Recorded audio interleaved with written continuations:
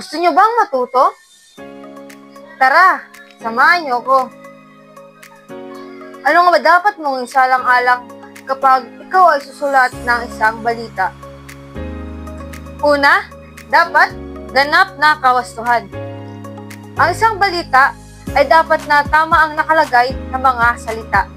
Kung ito ay galing sa ibang tao, dapat eksaktong mga salita ang iyong ilalagay at huwag baguhin ang mga salita.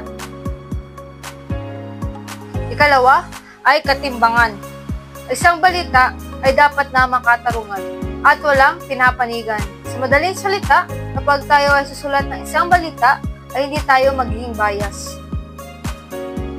Ikatlo ay makatotohanan.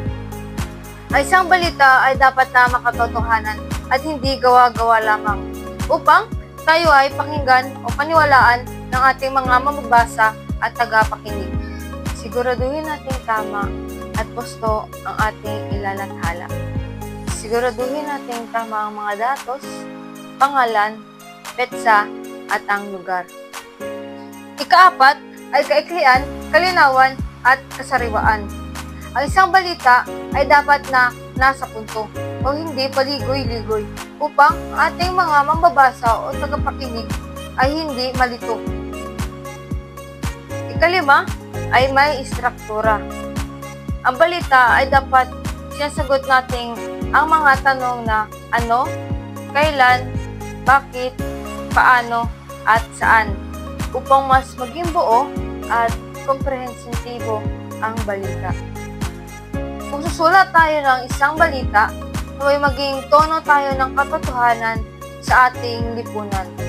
Sa bawat salitang ating susulat, meron tayong responsibilidad na maging tama, gusto, at makabuluhang impormasyon sa publiko.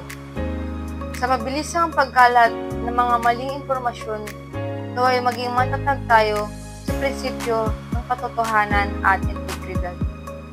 Kung susulat tayo ng isang balita, gampanan natin tungkulin na maging matapang at may malasakit upang ang bawat balita ay hindi lamang maghatid ng kaalaman, bagkus magbukas din ng kanilang kamalayan at pag-asa sa mga mamamayan. Naway maging gabay tayo ng sabayanan sa pag-unawa ng mga isyong panlipunan at maging liwanag sa gitna ng dilim ng kasinungalingan. Naway marami kayong natutunan sa araw na ito. Hanggang sa muli!